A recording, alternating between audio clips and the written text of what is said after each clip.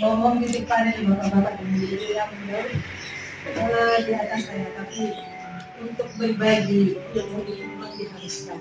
Ya walaupun segelintir yang disebutkan satu ayat Tuhan disebutkan sumberkan merupakan amal jariah. Dan nanti kalau ada yang salah pada saya misalnya dalam penyampaian, saya juga mohon itu dan diluruskan karena ini semua untuk kita juga. Baik, kali ini mungkin kita akan berbagi tentang apa yang saya ajarkan di mahasiswa yang terkait dengan bagaimana psikologi itu kita kaitkan dengan ayat dan hadis. Nah, jadi yang pertama kita pelajari di dalam hidup ini, saya pelajari di dalam tafsir, dipelajari di dalam pendapat ulama-ulama yang terdahulu. Ternyata kita ini wajib yang kita pelajari itu adalah yang pertama Al-Quran, yang kedua hadis, yang ketiga baru fikih, yang keempat bahasa itu wajib sebagai penunjang. Kalau zaman sekarang ini dua bahasa itu wajib seperti ini. Jadi kita tidak pula boleh meremehkan bahasa Inggris karena bahasa Inggris itu bahasa IT sekarang. Kalau kita tidak mengerti IT, tidak mengerti bahasa Inggris, kita tidak akan pandai bagaimana memprogram dan memahami dan sebagainya. Nah, karena sekarang ini serba IT. Jadi saya pilih Zoom itu, ternyata kajian Al-Quran itu luar biasa diminati di dunia, bukan saja di negara Islam. Jadi orang non-Muslim pun antusias itu karena cocok dengan fitrah kita masing-masing. Nah, apa itu fitrah? Fitrah itu ternyata agama yang hanif. Jadi kita beruntung diberi Allah agama yang hanif, agama yang lurus, yang sesuai dengan fitrah kita dari awal sampai akhir. Jadi apapun manusianya, ya manusia yang lahir di bumi ini, kullu mauludin yuladu 'alal fitrah. Semua yang terlahir ke dunia ini adalah semua dilahirkan dalam keadaan fitrah. Nah, dulu sebelum saya mempelajari hadis, saya lihat fitrah itu apa? Yang mengerti itu hanya suci. Fitrah itu suci. Kemudian ya itu yang makna akhir yang saya dapatkan itu. Nah, lalu berkembang setelah kita pelajari hadis, ternyata kita selama di dalam rahim ibu itu selama dalam proses penciptaan manusia dari 0 sampai 40 hari itu bisa diciptakan dalam proses nutfah sejak pertemuan dengan ya. Kemudian 40 hari lagi itu dikatakan dengan alaqah. Itu dijelaskan di dalam hadisnya. Nah, apa itu alaqah? Sesuatu yang tergantung, misalnya ini dinding rahim gitu ya, tapi ada yang tergantung di dinding rahim ini. Makanya bernama alaqah. Nah, itu prosesnya 40 hari. Nah, kemudian menjadi mudghah. Apa itu mudghah? Mudghah itu dijelaskan lagi di dalam hadis Nabi bahwa inna fil jasadi mudghah. Di dalam tubuh kita ini terdapat mudghah. Mudghah itu adalah segumpal daging. Kemudian idza salahat, ketika mudghah itu kondisinya dalam keadaan baik, luar dan dalam, bukan hanya fisiknya saja, tapi luar dan dalamnya. Idza salahat salahul jasadu kullu, semuanya dari ujung rambut sampai ujung kaki baik kondisi. Nah, ketika itu rusak, maka rusaklah fasadal jasadu kullu, rusaklah semua organ-organ luar dan dalam. Nah, Allah wahyal qalbu, tidak selain Nabi katakanlah bahwa mudghah yang segumpal daging itu dikatakan dengan kalbu. Allah wahyal qalbu. Ternyata kalbu adalah kalbu orang artinya dengan ternyata kalbu itu adalah alat yang paling sentral yang terdapat di dalam tubuh kita ini adalah jantung. Ternyata itu ditafsirkan oleh para mufasir itu jantung, bukan hati yang. Jadi jantung punya diri kanan. Jantung punya diri kanan, ada darah kotor, sebelah kanan darah bersih, dan sebelah kirinya itu adalah darah kotor. Nah, saya kaitkan lagi dengan ini, kenapa kalbu? Kenapa kalbu? Saya kan ala wajah kalbu. Kalbu inilah yang akan bisa membedakan mana yang baik dan mana yang tidak baik. Nah, jadi di dalam hadis ini memang diawali innal halal bayyinun, halal jelas, wal haram bayyinun, yang haram itu jelas juga. Wa ma bainahuma, antara halal dan haram itu ada syubhat. Tidak usah didekat. Lebih baik kita singkirkan jauh-jauh karena itu menempati raiba fi, ada keraguan di dalamnya. Ketika kita ketemu dengan sesuatu yang kita ragu, wajib kita singkirkan. Nah, maka zalikal kitabu la raiba fi, tidak ada keraguan di dalamnya. Nah, jadi kalau ada ragu-ragu, ya apa enggak, lebih baik kita tinggalkan. Makanan pun ketika kita misalnya kita ragu memakan sesuatu, kalau kita paksakan, tubuhnya akan mengeluarkan, dia akan keluar, tidak nerima. Nah, itu hubungannya dengan fitrah gitu ya, hubungannya dengan fitrah. Jadi fitrah itu tidak mau dimasuki oleh hal-hal yang haram-haram, dia hanya mau menerima yang bersih-bersih saja, makanya dia bersih. Nah, lalu kita hubungkan lagi, kenapa orang harus berbekam? Kenapa Nabi menganjurkan umatnya berbekam? Karena bisa membersihkan, mengeluarkan darah-darah kotor, kemudian diproduksi lagi makanan-makanan halal, kemudian menjadi darah tadi. Dan itu setiap bulan dianjurkan. Setiap bulan dianjurkan. Jadi saya lihat hadis tentang berbekam itu banyak sekali. Bukan buatan manusia saja, tapi yang orang Korea lebih dahulu menciptakan alat tentang bekam itu. Karena kita berbekam. Diciptakannya alat. Kalau dulu orang pakai tanduk gitu ya, pakai tanduk. Kemudian kadang-kadang pakai gelas. Ya, saya lihat dulu orang tua saya itu pakai gelas, ditorek pakai gelas. Tapi sekarang ini sudah steril alat-alatnya. Jadi semakin ke atas, semakin orang menerjemahkan, memahami Islam itu secara kafah. Semakin tinggi ilmu orang, semakin dia paham apa yang terdapat di dalam Al-Quran dan apa yang terdapat di dalam hadis Nabi yang untuk kita pakaikan sehari-hari. Nah, kemudian ada lagi habbatus sauda. Itu terkait dengan makanan.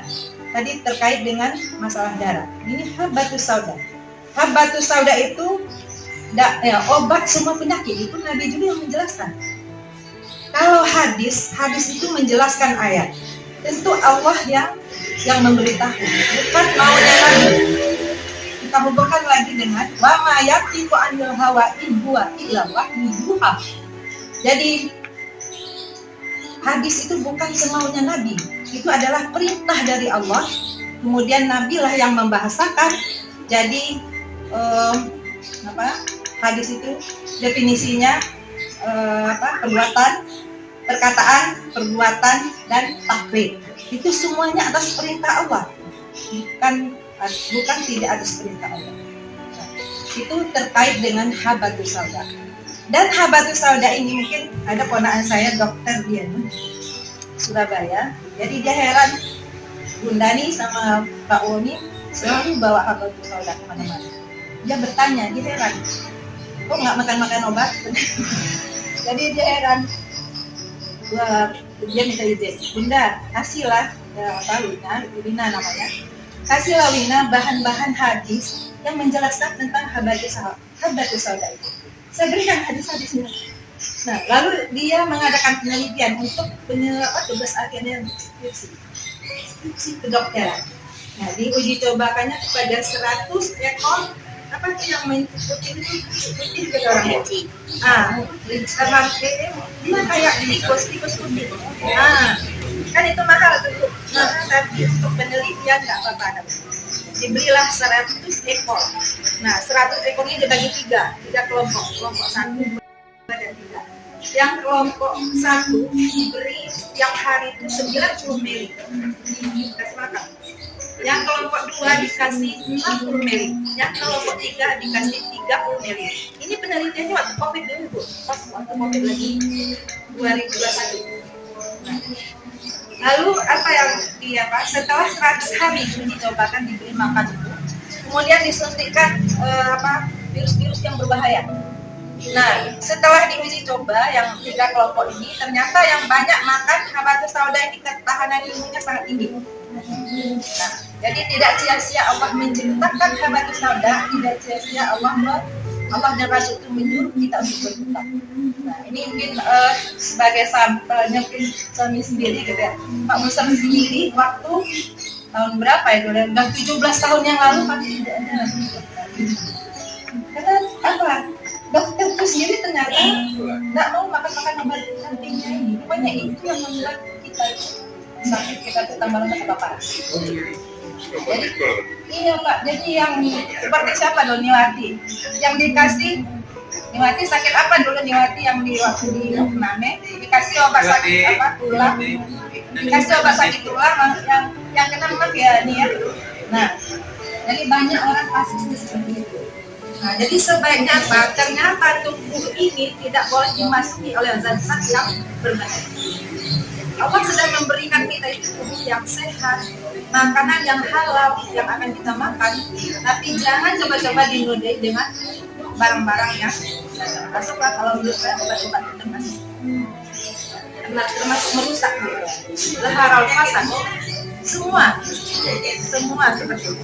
Yang boleh itu kenapa orang Arab itu jarang sakit?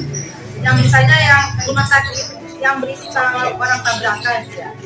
Karena orang Arab itu dia makan habatus sauda kayak makan beras aja sendiri. Coba tanya sama orang Arab. Saya lihat kayak makan bareh aja gitu Pak. Anak-anaknya sehat-sehat saja. Ternyata dia itu kan udah dicoba sama anak ponakan saya dokter itu. Jadi orang yang banyak makan habatus sauda itu ketahanan hidup imun tubuhnya itu sangat tinggi. Nah, saya dulu udah pernah diperiksa oleh dokter Jepang yang dulu datang ke UNAN. Dan saya anak diperiksanya gitu karena anaknya tidak pernah makan obat ini tuh. Obat ini ya. Lalu kata dokter ini kok normal semua Bu katanya. Memang nggak pernah sakit. Dulu pernah sakit dan tapi yang dimakan apa ya? Pasti nijel lah ya katanya dia nanti bahasanya nijel seperti Pak. Sering makan ini ya, iya. Bagus. Dokter Jepang yang mengakui bahwa Islam itu adalah nanti Bapak kalau mau lihat ya ada ditulis oleh Jerry the Grey itu bisa dicari nanti ada. Jadi the Grey ini menerjemahkan At-Tibbun Nabawi yang sahabat-sahabat dokter itu kan yang sebenar-benarnya karena yang menciptakan kita Allah ini kan Allah siapa ya menyampaikan kepada Nabi yang paling tahu tentang ciptaan. Jadi itu sudah kami sebar-sebar ke yang lain, ke kawan-kawan, diajak semua sebar. Dulu ada orang bekam-bekam ke UIN, ke Poltekkes juga. Jadi orang kesehatan itu banyak udah berbekam ya Pak. Sampai sekarang cari-cari Pak Musa di mana berbekam? Kami tunjukkan ada di Sabihisma, ada juga ya banyak sekarang tukang bekam. Pokoknya berbekam sajalah rutin tiap hari, tiap bulan sekali. Sebenarnya itu mudah kalau kita pelajari, mudah. Jadi beli alatnya sekitar 500 ribuan harganya. Dan kalau kita sehat rasanya kita menghadap Allah itu pun kayaknya senang gitu, nggak sakit lutut, nggak apa gitu. Tapi kalau nanti sakit padahal kita ingin menghadap Allah, padahal kami gitu kan. Nah itu. Jadi ternyata ada anunya kalau orang mau berbekam itu kadang-kadang berat sekali ya. Mungkin kalau sudah sehat, nah nanti kan orangnya akan kuat beribadah. Nah, jadi kita dihalangi oleh setan-setan untuk bagaimana kita supaya tidak mengerjakan yang diperintahkan oleh Allah dan Rasul. Itu yang saya lihat di dalam bagaimana konsep fitrah itu bisa kita aplikasikan di dalam hidup kita sehari-hari. Jadi kita tidak diizinkan oleh Allah untuk zaharal fasad. Jangan kita merusak fisik kita. Anfusakum, kan pelihara diri kita dulu gitu ya. Baru kita sebar ke orang lain, kita kasih tahu orang lain bagaimana orang lain bisa sehat. Nah, begitu juga makanan-makanan sekarang. Kami tidak makan gula udah ya termasuk 17 tahun Pak. Gula-gula putih itu diganti dengan gula aren ya Pak. Nah, itu lebih bagus. Gula aren atau gula tebu. Dan yang lebih rutin itu kita minum madu. Madu itu ya habis uang untuk kesehatan daripada sakit-sakit gitu. Jadi banyak kawan-kawan yang saya pengaruhi itu supaya mereka bisa kembali ke ajaran itu. Jadi jangan kita, karena kalau kita ingin pergi ke dokter ini kan punya WHO. WHO sangat bertentangan sekali dengan arti saya pelajari WHO itu sangat bertentangan karena dia karena melawan WHO dia bisa keluar sampai sekarang sampai pindah negara dia orang kebangsaan Amerika sudah pindah ke orang gara-gara menterjemahkan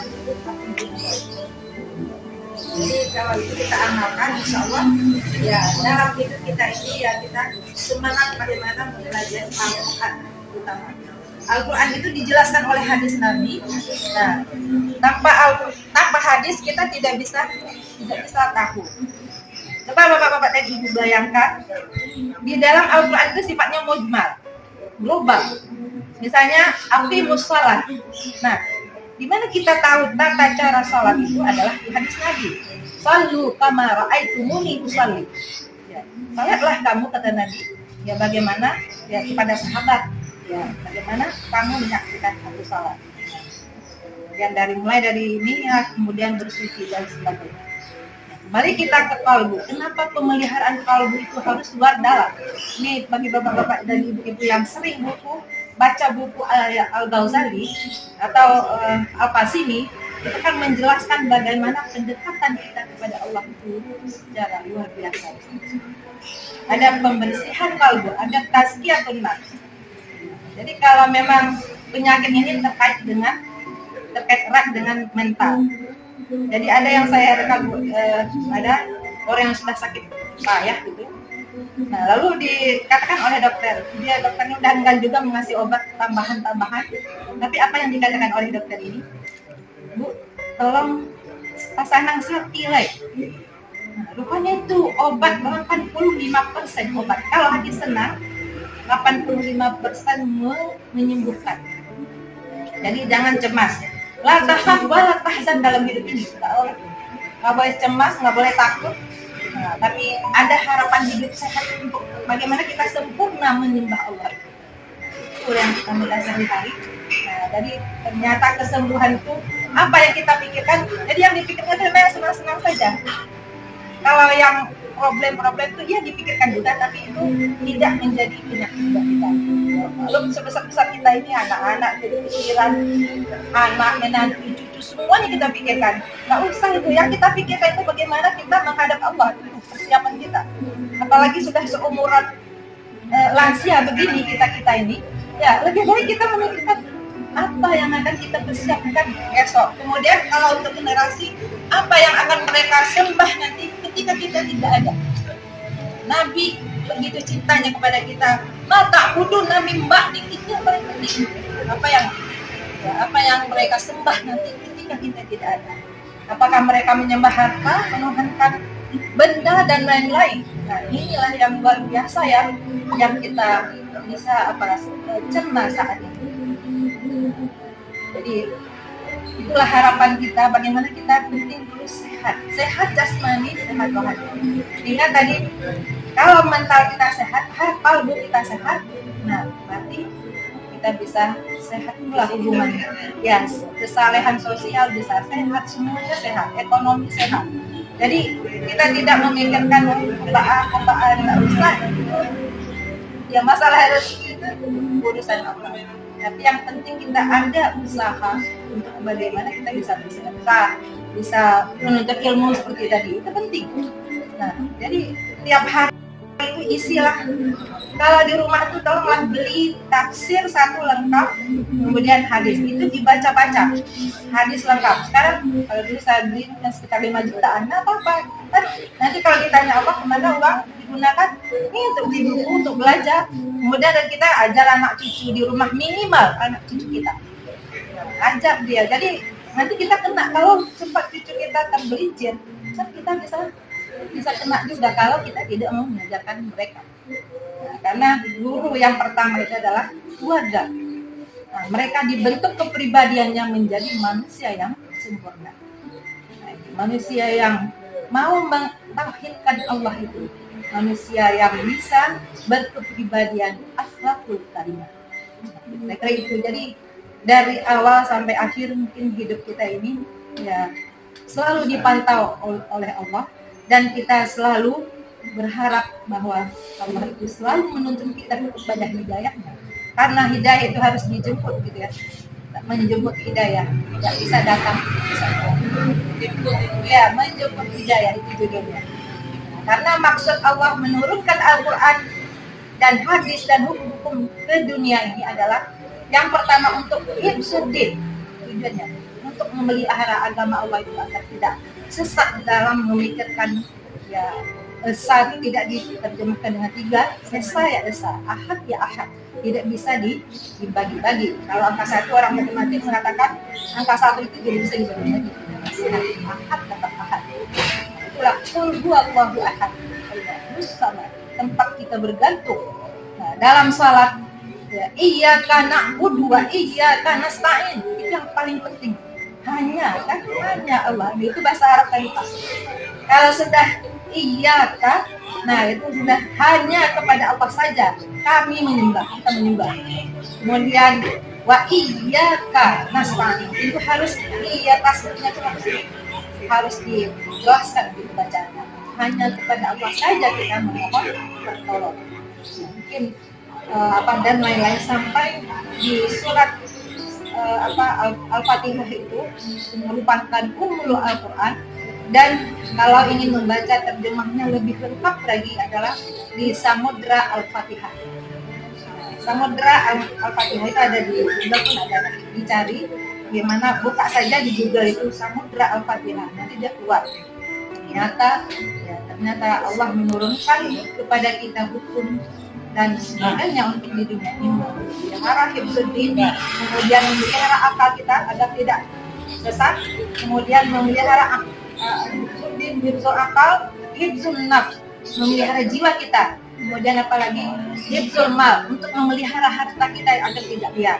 Nah, maka harta-harta kita yang ada sekarang ya itu sudah mulai kita peta-petakan, ini untuk siapa, ini untuk siapa, ini untuk sedekah apa, jadi sudah mulai kita peta-petakan. Jangan-jangan nanti kita udah sampai di sini, udah di kerongkongan itu nafas kita baru mau beringat, mau berkorban, bersedekah.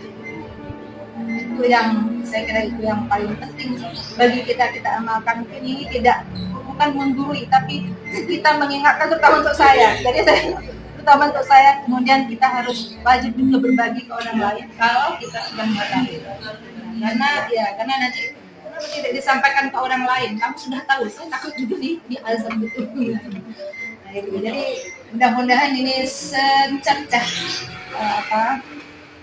sedekah ilmu lah, berbagi ilmu yang dapat saya sampaikan pada siang hari ini. Mudah-mudahan nanti mudah-mudahan berkah dan bermanfaat untuk kita semua. Jadi yang penting kita jaga kesehatan, kita selalu bahagia, mengharap ridha Allah. Dan kita selalu bermohon kepada Allah, Allahumma tsabbit qalbi ala dinika. Ya Allah, tetapkan ya kalbuku ini untuk tetap beragama, ya agama yang dituntut oleh Allah. Ala dinika, itu yang harus kita mohon selalu. Baik.